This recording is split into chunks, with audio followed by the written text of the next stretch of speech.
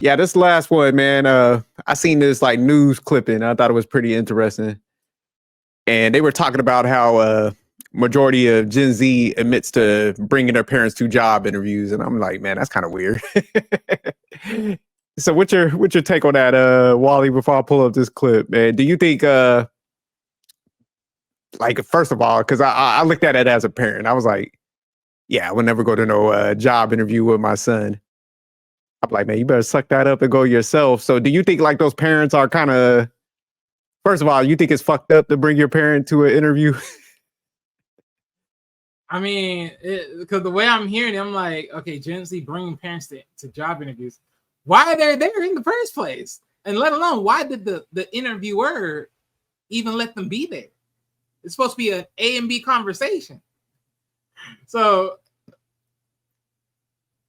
this is some nuanced shit. This is some nuanced stuff right here. So, Wally, let me give you a scenario. So, say like, man, you're a father, and your kid's like, hey, dad, man, I really want you to come to this interview with me. How would you handle that situation? So I'm simple. Oh yeah, I'm gonna come with you. I'm gonna drop you off over there, and I'm gonna wait for you to get back. That's what's gonna happen. What are you talking about? You said, look, I'll give you a ride, and we could go over some bullet points on the way there. But like, some questions, probably some typical questions they're gonna ask you. Yeah, we can do that. Get you prepared, get your mind right for that moment. Then you go right there. But that's all you. I don't know why I'm gonna be there. I ain't getting hired. Yeah. So do you think the parents that do go with them, you think they're somewhat enabling the kids? The thing is but that's what I'm saying. It's weird because if I see a parent come through the door with their kid, I'm like, okay, you're dropping them off. Okay, fine. But staying? Okay, that's weird. Because again, as an interviewer, I wouldn't even have you there. This is an A and B conversation. Why do you need to be here for? Yeah, somebody definitely showed up with their parents. Like the first thing that come to my mind, I'd be like, yeah, they're definitely not getting a job. And I would make their parents just like, I'll check them. I'd be like, yeah, you can't come in here. Go wait in the lobby. Go get you a Avion water or something. But you can't come back these doors. But yeah, my mind, I'll be like, yeah, I'm doing this as a formality now. This person definitely ain't gonna get this job. So it's definitely weird. I like what you said though. It's like, man, shit, you want me to go to the interview? What they got? They got a good paying job up there for me, shit. Because that's the only way I'm gonna go, and we gonna have separate interviews. I ain't about to show up with you. Let's say they gonna bust out a bag for both of us. Yeah, that's weird, man. So yeah, let me play this clip because I'm definitely interested. I ain't seen it, but I'm like, let me. The title alone, it definitely caught my attention. I'm like, damn, this what's going on now? Revealing that more Gen Zers are bringing their parents to job interviews. 77% admit they've had mom or dad tag along for an interview, while more than half say their parents have spoken to a hiring manager on their behalf. And check this out, 73% have their parents help them complete work assignments. Here to react, campus reform reporter Emily Sturge. Emily, my mind's exploding when it comes to this story. I'm having trouble believing this is real because when I think of this report and I think of my generation, all those numbers would have been zero across the board. So I guess my question to you is this really a thing among your peers? I'm a member of Gen Z. I've personally witnessed some of these behaviors among my peers, but it's not just me saying that. Another survey of over 700 hiring managers actually found that over half of them had witnessed these behaviors, said that interviews that they had with Gen Zers, they found unprofessional behavior, they found lack of preparedness. So it's really hard to have sympathy for a generation that is really showing these behaviors in interviews. I mean, the reality is Gen Z is entering into a pretty tough job market. Just 12% of Gen Z leave school, graduate school with jobs secured, and then 60% of them remain unemployed after graduation. But like I said, it's hard to have sympathy for a generation that is showing these behaviors in job interviews, bringing their moms to interviews, having moms call hiring managers. I don't think that if you show those behaviors, you can expect to clock in on Monday. But it begs the question, why? Why is this happening? Because it's not normal. It's not the way it has been done. Hold on, let's stop right there. So Wally, I see you about to cut somebody out. What's up? They ain't no way. What? Oh yeah. What type of drugs have they been filling these kids with? What shit? Yeah, I like what he said at one point. He was like, "Man, when you go back to the chart, like old school, it'd have been zero across the board." Yeah, I couldn't even imagine like calling my parent up and being like, "Hey, man, can you call this hiring manager?" They were like, "Man, you better get your old boss or one of your teachers." Yeah, they would have cut that off quick. Yeah, I just couldn't never imagine making that call, like, or even like, "Hey, can you help do my work assignment?" Now you can ask for some like direction and some guidance, but they're gonna point you in the right direction, but you gotta do it. They're gonna make you do it, Real quick, when they say work assignment, what exactly are they aiming at right with that one? Like just the worksheet thing to fill out? Paperwork, just the No, I think they were talking about like if say like they get a project or something. I think some of them kids are bringing that home and they looking at their parents like, yeah, I got this. Like, hey, make sure you have it to me. Hell no. Oh, Yeah. hell no. Let me find my kid bring me a work assignment from work and told me that, hey, can you help me with this project? Yeah, man, I would refuse to do it. Yeah, I would. Like I said, I'll point you in the right direction. I'll give you some insight on some things. I'm like, hey, man, I'll proofread, help you out a little bit. But I'm gonna put some comments on there so you got to read them and so you can learn. So if parents are doing this stuff, this is. But you was kind of right, because the fact that the kids are even comfortable calling, it just shows, man, them parents been babying them and enabling from the jump for this to be going on. So yeah, that's crazy. It's funny how they sit. You see, it's funny, right? Because every single time I look on like IG or IG sometimes, or neither like on some YouTube short, right? How parents be like telling their kids, hey, go outside. They be like, what am I gonna do outside? So what's wrong with y'all kids these years? Y'all want to be inside and play video games? Get outside. And then you got one father talking about he punished his kids, and the punishment was to be outside. You grounded. You going outside.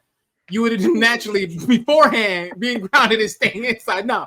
You too good on this. Go outside. That's your grounding. I'm like, damn, that's crazy. Because man, I'm telling you, I remember, man, we got the first Nintendo console, and everybody was all hyped. But man, we played that shit for like a week, and man, the only time we would really like stay inside and play video games was like it was raining and freezing cold. Right. Yeah. So I mean, when our parents was like, man, you grounded. You're like, fuck. You're pissed off, man. You going crazy. You're trying to like do extra chores so they will reverse the punishment. But yeah, you said they talk about like you need to go outside. That's the new punishment. Yeah, that's crazy. Times change. It's crazy out here, man. But shout out. I'm in the Gen X. I just want to throw that out there. Wally, are you Gen Z? No. Millennials, 94. Thank you. Oh, okay. I'm the last of the millennials. Sometimes the other list will say I'm like, I forgot what the other list would say, but yeah, I'm like the last of the millennials. Okay. You try to squeeze yourself out that Gen Z group. I'm ultimately out of the Gen Z group. Well, I was like, nah, not at all. And even if I'm in the Gen Z group, I'm in the higher ups. I'm in the higher tiers that still got. Oh, you in that upper echelon? Okay, I got you. Yeah. So either which way you swerve it.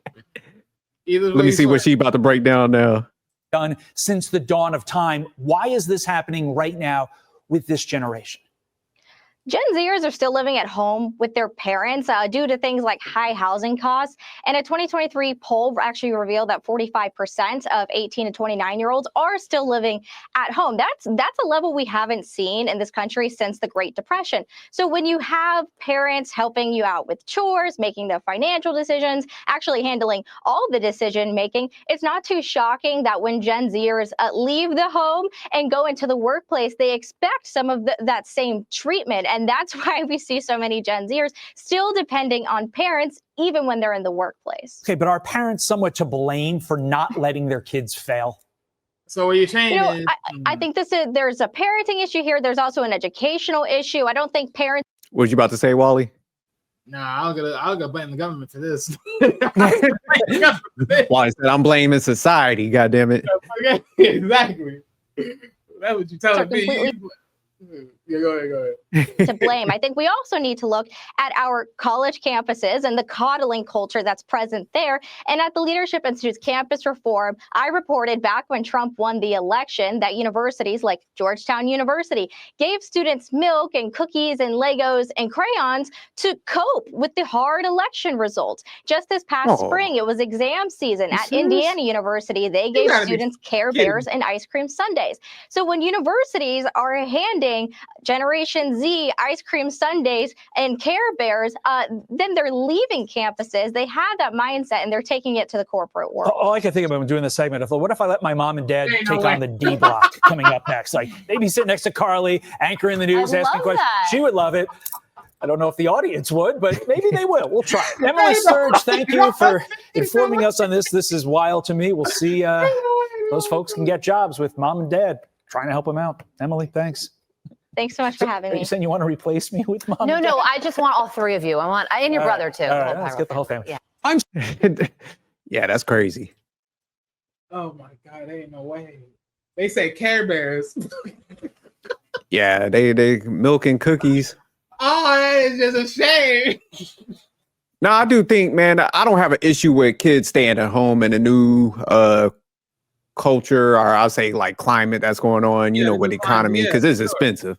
Yeah. But I do think parents, man, they got to start, you know, like, hey, just because I do this at the house, man, you got to make sure that you handle your business at work. And, you know, you do got to give people responsibilities. AKA parents, start making your kids pay rent. So, you know, something like, you know, just pay a little bit, make them feel independent about themselves. But yeah, definitely with the school stuff, it's just like there needs to be separation. You gotta make them do this stuff because, yeah, I do see a lot of parents like doing way beyond what they need to be doing. I'm like, man, you gotta start transitioning these kids to adulthood, you know. Yeah. So I think my generation had that. I think because, man, we probably seen some mistakes with our parents. We overcorrected to the point where we're like, oh man, we want to make sure our kids just have the easy life. And then I think we just, like I said, went to the extreme on it, where it went to coddling. And I think that's what's fucking up the kids now. So I do feel bad for kids because a lot of it is like the enabling and the parents not, you know, properly like grooming them for, you know, the workforce and stuff like that. But yeah, damn, bringing the parents to there and milking cookies, colleges, when they doing that, then they definitely fucking these kids up too. So, like, man, y'all better suck it up and hey, shit happens. Things ain't always gonna go your way. That would have been my spill. But hey, what about that? But like, hey, look, suck it up. Everything ain't always gonna go your way. That would have been like a simple speech. They'd be like, but what about the cookies? We used to get them like at the last. I'm like, we ain't doing no more damn cookies. You better take your ass to Crumble or something. Yeah, you better go to the mall where they were. What's that old school cookie store? Miss. You better go and take your ass over there. We ain't doing no cookies no more. Budget cuts around this motherfucker.